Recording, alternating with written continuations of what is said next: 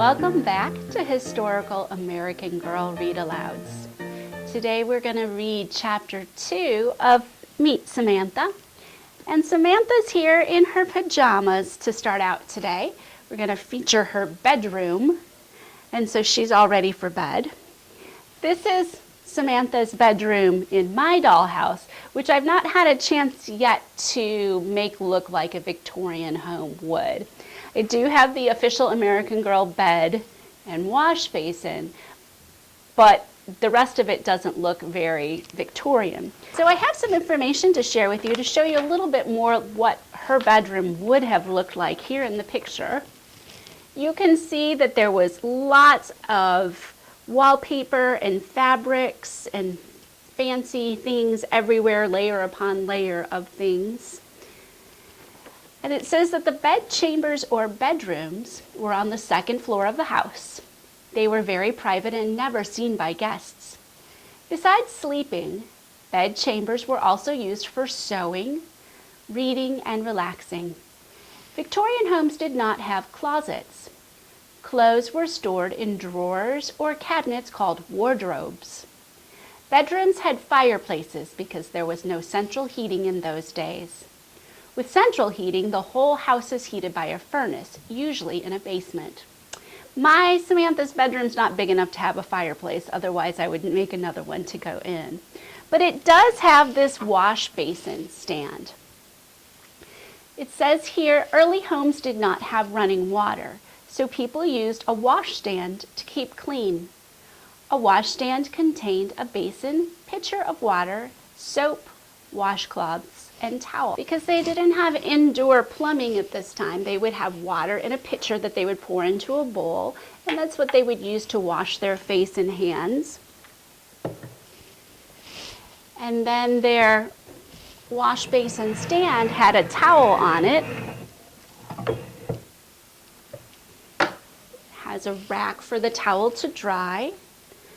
It's a little drawer, and my drawer has a bottle of antique perfume in it, not American Girl, but a real antique. And then two little doors down here. In the picture, it shows that's where they had another bowl of water, but mine's empty. So this is the only furniture that American Girl put out for Samantha, although they do have an updated bed now that American Girl is owned by a different company, by Mattel. They have a really fancy bed for her.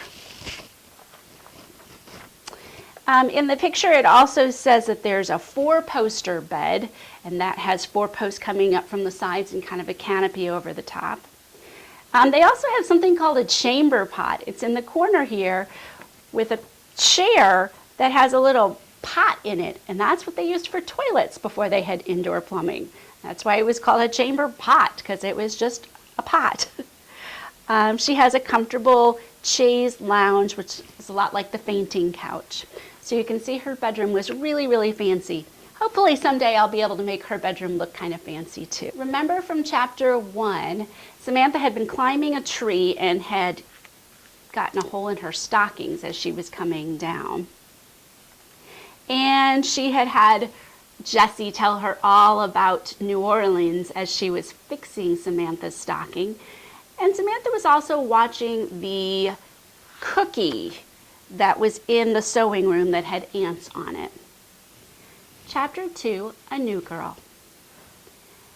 At 4 o'clock, Samantha stood outside the parlor doors looking like new. It was time for her hour with Grand Mary.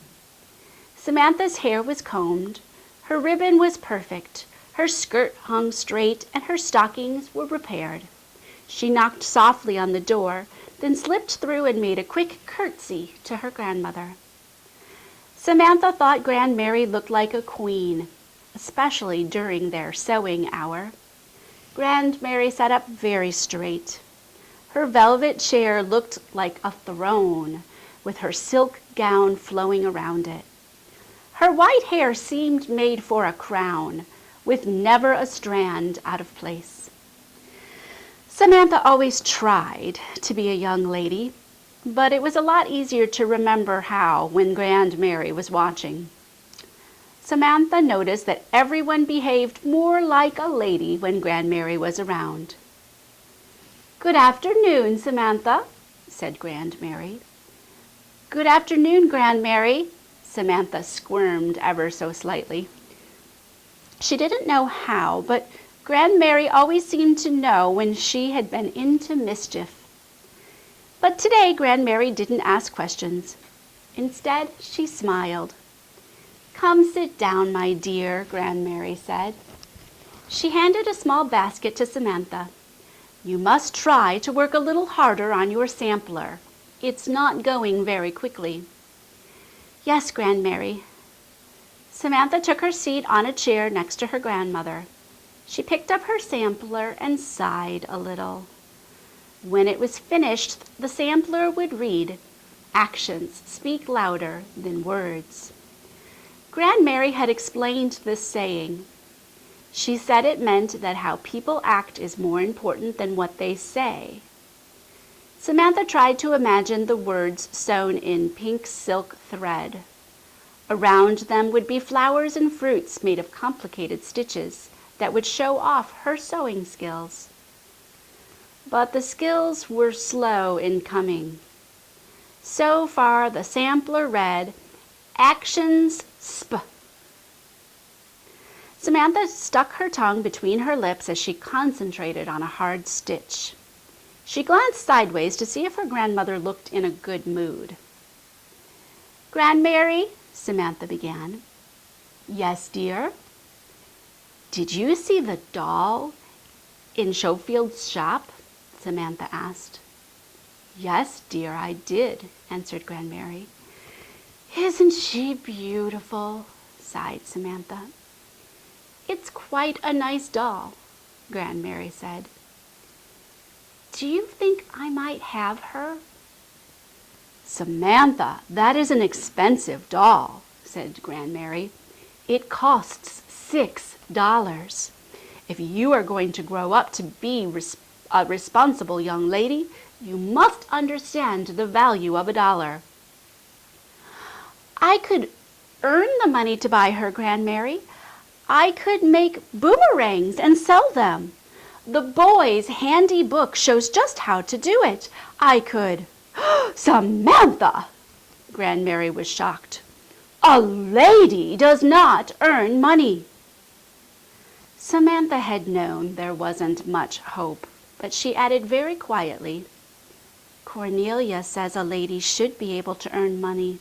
She says women shouldn't have to depend on men for everything.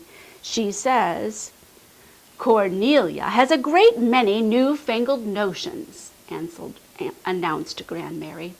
"She should keep them to herself." Samantha turned back to her work with a sigh. "I would have called the dog Lydia," she said softly. "She looks like my mother." Grandmary was startled. Then her eyes softened. A moment later she said, "There are other ways, my dear, to reach your goals." Samantha looked up hopefully. Grandmary continued, "If you do well at your tasks, you might earn the doll. If you practice your piano daily—" "Oh, Grandmary, I will!" Samantha was delighted. "I'll practice an hour every day. I'll make my sampler beautiful. I'll help Mrs. Hawkins. I won't get my dress muddy. She was about to say she wouldn't tease Eddie Ryland, but she knew there were some promises she just couldn't keep. "Oh, Grandmary, thank you!" Samantha threw her arms around her grandmother's neck. "There, there, my dear, we shall see," said Grandmary, with a slight note of caution in her voice. "We shall see how you do." Samantha worked hard on her sampler for half an hour. Then from down the street she heard a low rumble. Soon there were great pops and bangs. As the noise grew louder, angry voices and the frightened whinnies of horses joined it. Samantha jumped up from her seat and ran to the window. "Oh, Grandmary, it's Uncle Guard! It's Uncle Guard and Cornelia!" Samantha called. Grandmary raised her eyes to the ceiling. "Oh, he's brought that dreadful automobile again. Whatever shall I tell the neighbors?"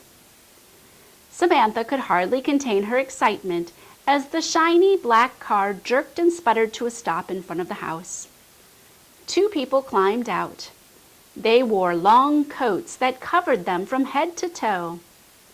Cornelia wore a hat tied down with a scarf, and Uncle Guard wore large goggles that made him look like an overgrown fly. They came up the walk laughing and beating the dust from their hats and coats. The bell rang. A minute later, Hawkins appeared at the parlor door looking dignified. It seemed to Samantha that the more confusion there was, the more dignified Hawkins became. "Mr. Gardner and Miss Cornelia, madam," he said. "Very well, Hawkins. Show them in, and tell Elsa to bring tea," said Grandmary. The couple burst into the room, bringing laughter and the smell of summer with them. "How are you, Mother? You look wonderful," said Uncle Guard. He gave Grandmary a big hug, and she couldn't help smiling. "Good afternoon, Gardner. Good afternoon, Cornelia," said Grandmary. "I am fine, thank you, Gardner. But I was a good deal better before you shattered the peace of the entire neighborhood with that horrible machine of yours. Why must you bring it here?" Uncle Guard's eyes were laughing. "Now, Mother, this is 1904. You've got to keep up with the times. Besides," he winked at Samantha, "how can I teach Sam to drive if I don't bring the automobile?" "Oh, Uncle Guard, will you really? Will you?" Samantha was popping with excitement. "Sure I will. Sure I will. Come on, I'll take you for a ride right now." "Indeed you won't," said Grandmary. "What can you be thinking of? Why, her clothes would be ruined." Samantha's face fell. Cornelia looked at her quickly and said, "It's all right. She can wear my duster. It's a little too big, but we'll make it fit, won't we, Samantha?" As they walked into the hall to fix the coat, Samantha gave Cornelia a grateful smile. Minutes later, she headed down the walk, trailing the hem of the long coat behind her. Eddie Ryland had been sitting in the car, but he scampered down as Samantha and her uncle approached.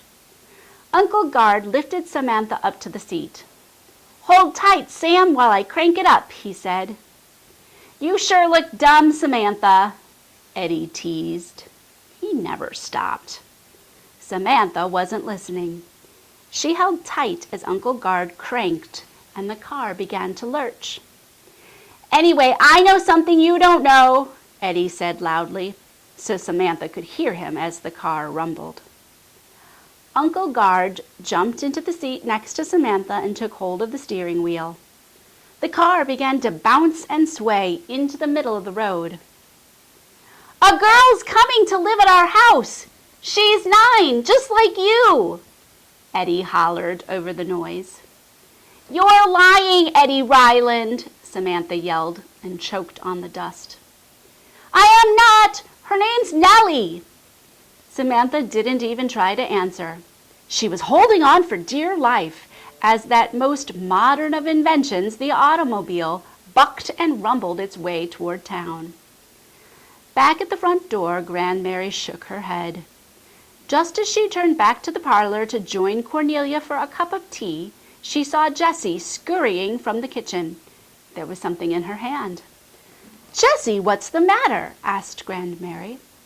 As Jessie hurried up the stairs, she called over her shoulder, "It's Pepper for the sewing room, ma'am. There's ants up there. Hundreds and hundreds of ants." So I have a feeling that Samantha's cookie attracted a lot of ants. Now poor Jessie has to take care of them. So automobiles were brand new in the early 1900s. They had automobiles that started with a crank and looked like this. This one here looks a lot like the picture in the book. This is an Eldridge runabout. And you notice there's no roof, there's no windows, there's not really even a windshield. And so that's why they kept talking about getting their clothes dirty and being dusty and brushing off. As they would drive, the dust as they drove down dirt roads, because there weren't any paved roads like there are now, all of that dust would get up and would come onto them because there was really nothing to protect them.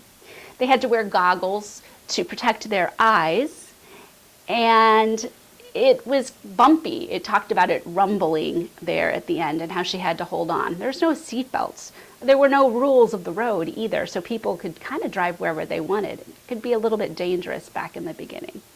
And as Grandmary said, it was very noisy as well, and so she was embarrassed that it might disturb her neighbors. In this picture, you can see a man cranking. They didn't have keys to start the engines in the first automobiles. They used a crank. And so that's what it talked about when Uncle Gard cranked it to life. Some of the clothing that they wore, you could kind of see in the picture in the textbook, the clothing, but here's a picture of a man with goggles and a hat like Uncle Gard's. These are the dusters, the long coats that women wore, and they would sometimes tie their hats down with a scarf. But this woman here, she even has the scarf covering a lot of her face. When I was looking for some pictures to show, I found a bunch of different varieties of hats and scarves for women at this time, and some of them almost looked like a bag overhead. It was trying to cover so much because of all of the dust. So you could tell that Grandmary wanted Samantha to be ladylike and was worried about manners and dressing right and wouldn't even allow her to earn money. Back at this time, ladies were supposed to marry and let their husbands work and take care of them. And the woman's job was doing things like sewing. That's why she worked on the sampler, playing the piano. These things were supposed to help them get a good match. So although there's a lot of really wonderful, beautiful things from the Victorian period with all of the dances and courting and things like that, especially in England at this time, it was also hard for women because they weren't allowed to do a lot of things. But Cornelia is one of the new women who's starting to change things a little bit. So we'll see how Cornelia and Grandmary get along as Cornelia does things like loan her coat so Samantha can go in the automobile with her Uncle Gard. So we ended the story with Eddie saying that a new girl was coming to his house. Tune in next time to see if Eddie was telling the truth.